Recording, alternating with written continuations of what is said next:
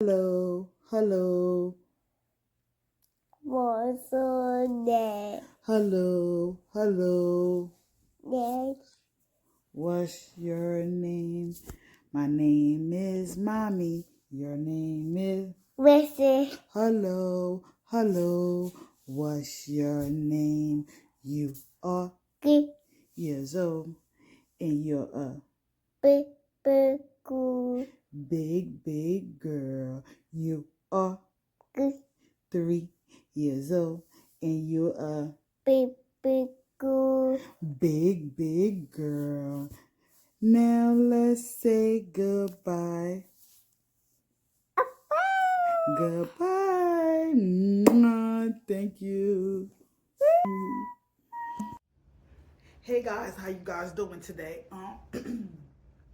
So it's 11 something, and I just got back from Blessing's IEP meeting, and I didn't want to wait because I wanted everything, all the information to still be in my mind, my brain, so that I can relate everything. Because I'm quick to forget what I wanted to say or what I'm led to say. I'm quick to forget some of the information. So again, Blessing is autistic, exceptional, and she had IEP meeting today. We're in the meeting. It is myself, her two teachers, and her psychologist, the school psychologist that's assigned to her case. And so basically, Blessing is she just recently started a full day. She started school last year in April when she turned 3. She's about to be 4. She's 3 now, and she was going part-time. So she was going 2.5 hours every day up until January. So from that time to January, every time, in the meetings are like every 2 months, I believe. Well, before it was every 2 months or every 3 months. And now, being that she's going full time, is every month. So we started every month this month.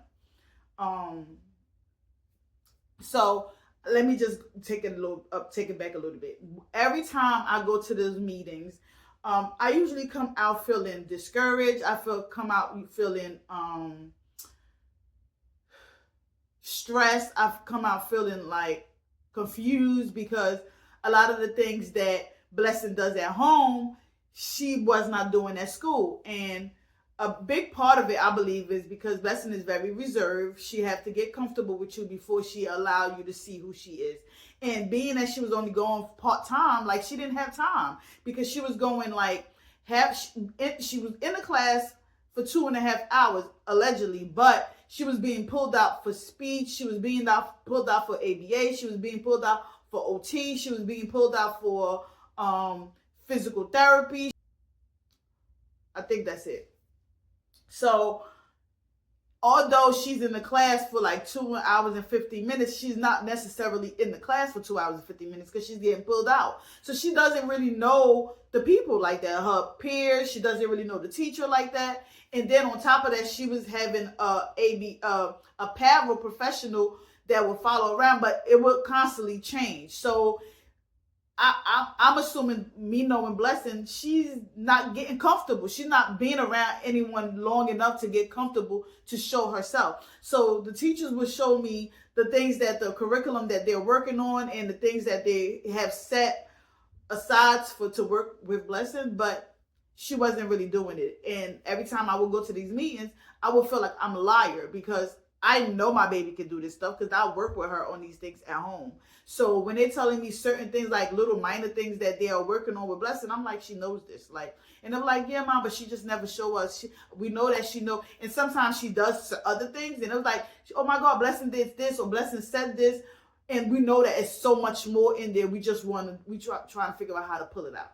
So fast forward now, she starts. So we had another IEP meeting back in December, and we all collectively agreed that Blessing needs to be in full day. I believe that full day she will be able to be. She have more time, and not only that, more time to get the help in school as well. So she started full day in January. Now, she had a meeting in January, but it was like a week after she started. So you really didn't see any progress within that week. And then she had the meeting today.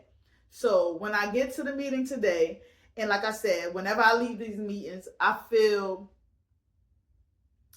don't feel as confident. I feel confused because I'm like, God, like before Blessing even got her diagnosis, before Blessing was even born, when the doctors was trying to tell me that I was hospitalized, and the doctors was telling me how she was gonna come out, and she may have certain she was not gonna be able to breathe. They was gonna need a feeding tube, but she was gonna need a breathing machine. That's all the things that the doctors was telling me, because she was born at 30 weeks. So they was telling me, because I was hospitalized from like 25 weeks or whatever, and they was trying to keep her to 35 weeks, but that didn't happen. And the doctors was telling me all the things that what would go on with Blessing. And I remember the night before Blessing was born, the night before they took Blessing, and before that, every day they was telling me they're gonna take her, and the Holy Spirit didn't tell me that she was coming yet. But the night before, the doctor had told me that, oh, he's going to keep her in for up to 35 weeks. At 35 weeks, he's going to be confident she's going to be fine and that she's doing well, so he's going to leave. I'm just staying in the hospital till 35 weeks. But the night before, I had a dream, and the Holy Spirit showed me what Blessing like to me. And I think I said that in one of my videos. I can't remember. Telling me how Blessing is perfectly and wonderfully made. She is designed by him, and she's going to be fine. Nothing's wrong with her. Look at her. And Blessing was so beautiful. And that's the day he told me, that's the night the Holy Spirit told me that Blessed name was Blessing. Up until then, Blessed name was going to be Promise, because God had promised me a baby. So, and he was like, don't you see? Her name is Blessing. Isn't she a blessing? Look at her. She's a blessing. That's her name. Her name is Blessing. And that morning, I woke up, I spoke to her dad, and we decided that her name was going to be Blessing. So moving forward, regardless of anything that ever goes on with Blessing, concerning Blessing, I always hold God to his promises. I always remind God that he told me that she was perfectly and wonderfully made. He told me that she was designed by him. He told me that she would be just fine. He told me that she was made for his purpose. And moving forward, even when she got her diagnosis, he told me that it was for a season. He told me that this would be for his glory. He told me that it would be for a testimony. It's for a moment that Blessing will be fine. So whenever I'm dealing with like feeling down because Blessing is not saying certain words, or Blessing is not performing like a neurotypical child, I always remind myself that it's for a season, that Blessing is perfect in her own ways, right? And so yesterday when I went to the meeting or whatever, like I said, I'm usually prepared to feel like, I don't know why she's not showing them what she knows at home. She does this stuff at home, and they're probably thinking I'm lying because I'm saying that she does this stuff, but she doesn't do it at school. She doesn't but they know that Blessing is bright, because they'll say like, Blessing said this, Blessing said that. She sing all day in school, but some of the things that they want to work on her on is like, she's not doing in school. So yesterday I'm sitting down preparing myself, and I know what I put into my baby. I work with Blessing every single day. Every day. There is not a day off when it comes to my baby. Every day I meet Blessing where she is. I'm not enforcing things on her. I'm not pushing things on her. But if she brings me a book, we sitting down. Okay, if I'm cooking, I turn that stove off and I get on the floor and we read that book. If she take me to, because I got the crayons locked up, if she take me to where she know the crayons are and she walk me over there and put my hand there, oh no, we stopping whatever we doing. I'm getting a coloring book. We getting the same thing with Play-Doh, whatever it is, Blessing, and then I build off of that. And that our day go on like that. But anyway, so yesterday she's showing me the graphs on all the subjects and all the lessons that they had in store for Blessing or whatever. And she showed me from before Blessing started the full day and now. So before she started full day, she would have good days, bad days, good days, bad days. So it was like this. The graph was like this. Down like days, and then up, down, like a zigzag, right? And then she was like, and now this is now. And then all I saw was on the top a line going across like this. I was so confused. So I was like, I don't see it. Where is it? So, because I'm looking for this. And she was like, oh no, that's all hundreds, 100%. I was like, She said, all 100%. Blessing is extraordinary. Like, all 100%. Every lesson, everything, 100%. Even lessons that like just started, 100%, 100%, 100%.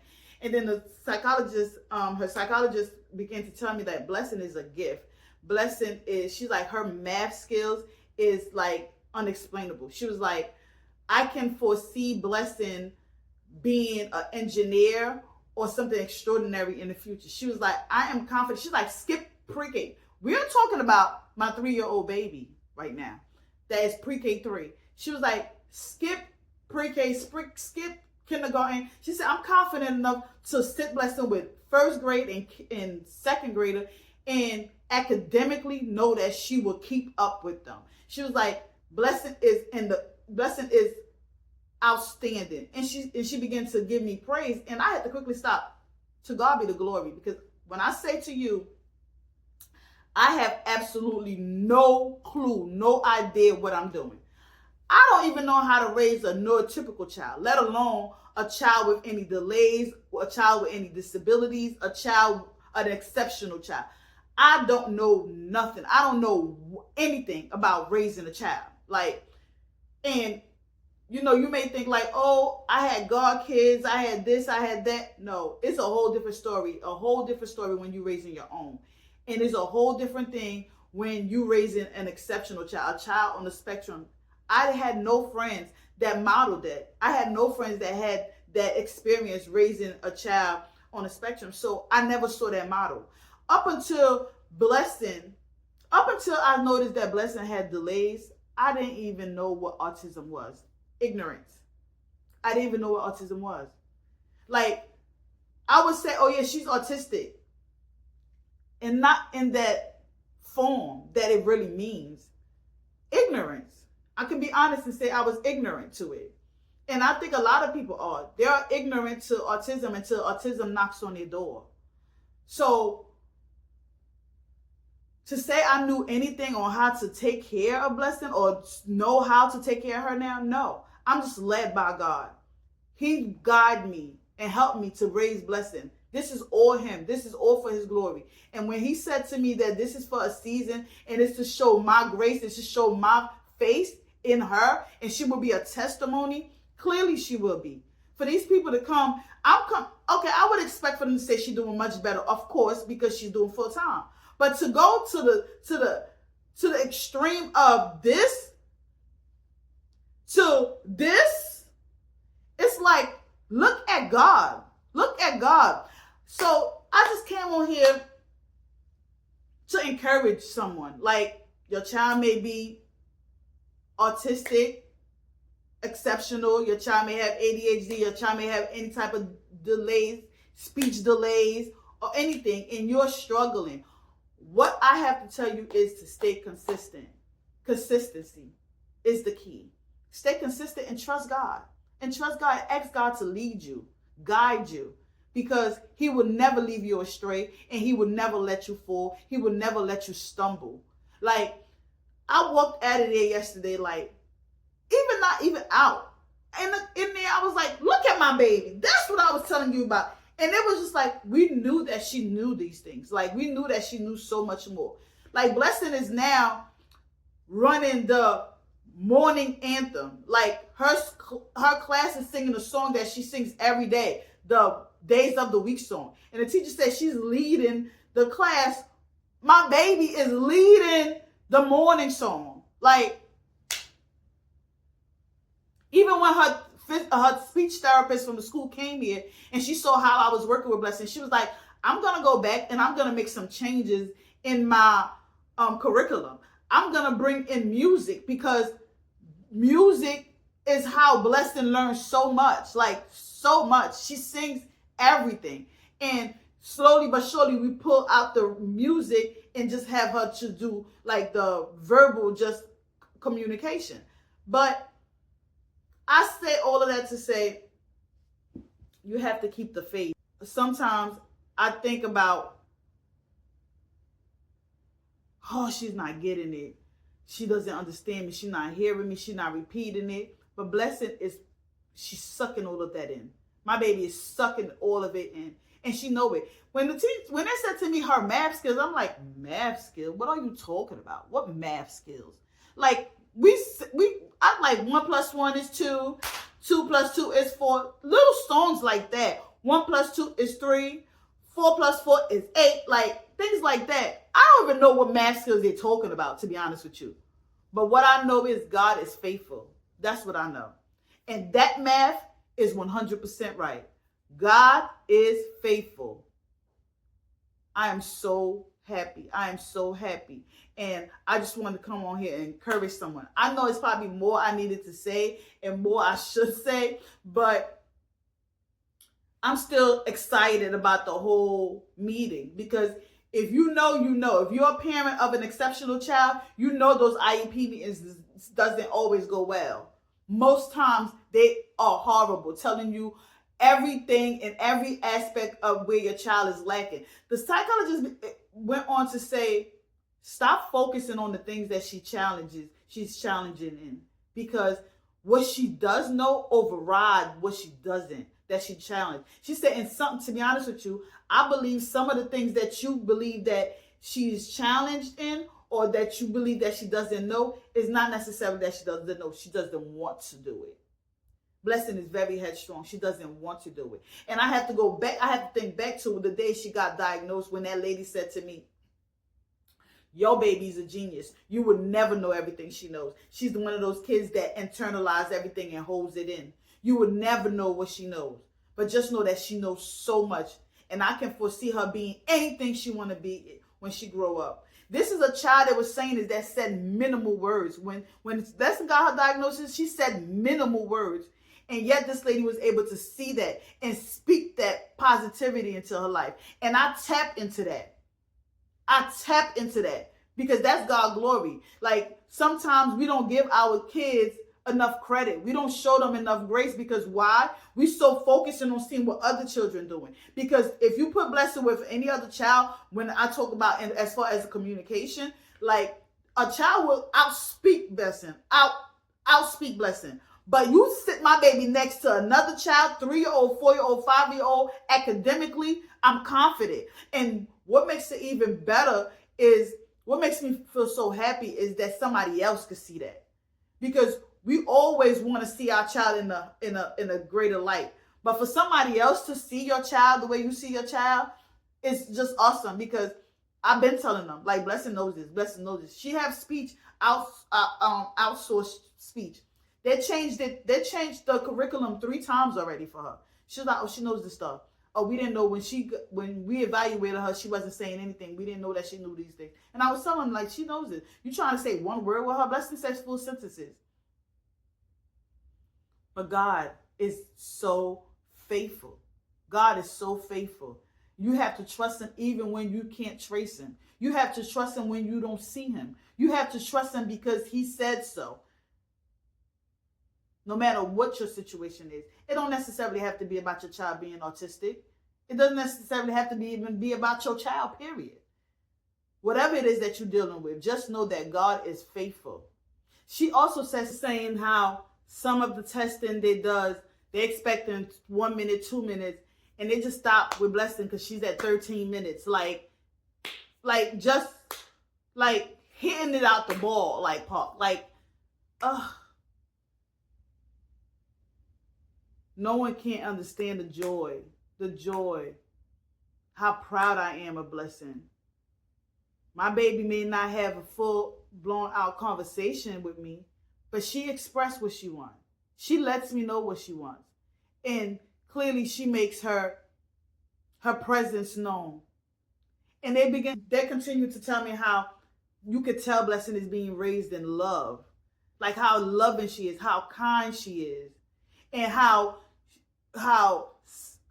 when faced with adversities, when faced with if she can't express herself, how she's still kind, because most children in her predicament, or sometimes children, neurotypical children, not being able to express themselves, they get angry, they get violent, aggressive. Yet Blessing is able to hold her composure and still try to express herself. She even asked me, how do I go about when Blessing's struggling to express herself? And I tell her, I said, I put my hand in the front of her chest and I put my hand on her back and I just rub her back and tell her, it's okay. Let mommy tell mommy what you want. Use your words. Speak. You have lips. You can talk. Speak. Let mommy know. Mommy help you. What do you want? What do you need? And Blessing modeled that in school. When she's struggling, she put her hand in her chest because she's trying to express what she wants. Like, I'm so grateful that how I'm raising her reflects on her behavior. Because I'm raising her in love, in peace, in unity, in kindness. To God be the glory, because I promise you, I have no clue what I'm doing. And my childhood was the direct opposite of everything I'm raising Blessing to be. So at one point, when I wasn't able to carry out my pregnancies, the enemy would mess with my head and tell me, that's because you would have been a bad parent. That's because you would have been this, you would have been that. But God, he had his own plans, and he knew when I was going to be prepared. He had to prepare me for this task. He had to prepare me for this gift. And raising a child on a spectrum is gifted to me. It's gifted to you. Not everyone can do it. God will not trust anyone with that type of assignment. But he trusts me. And he trusts you. And I'm grateful. And I continue to lean on him for guidance, for understanding, for wisdom on how to raise her. And I'm so grateful that God leading me, and I could clearly see, and other people can clearly see the evidence of God in Blessing's life. That's all I came on here to say. I'm so excited. I just want to, because I know sometimes I come on here and I cry and tell you guys how overwhelmed I am, and let me just say this. I'm overwhelmed a lot of the times because I put so much on myself when it comes to Blessing, because I don't want to leave nothing unturned. I don't want to leave nothing behind. I don't want to lack in any way, shape, or form concerning Blessing. I can take breaks if I needed to, but I don't want to, because I know she has certain delays. I want to be consistent. I'm consistent in her life every day. And there's no way you can be as consistent as I am and not have some overwhelming days. That's just that. I put a lot of stress on myself a lot of the times. Because when I say about Blessing, she is awesome. She is truly awesome. I am truly blessed to have her. I am truly blessed. But I'm going to end my video here. Till then, be bold, be brave, and most importantly, be blessed. Days of the week, days of the week, days of the week, days of the week.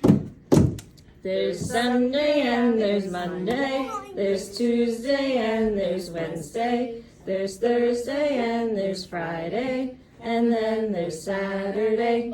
Days of the week, days of the week, days of the week, days of the week, days of the week.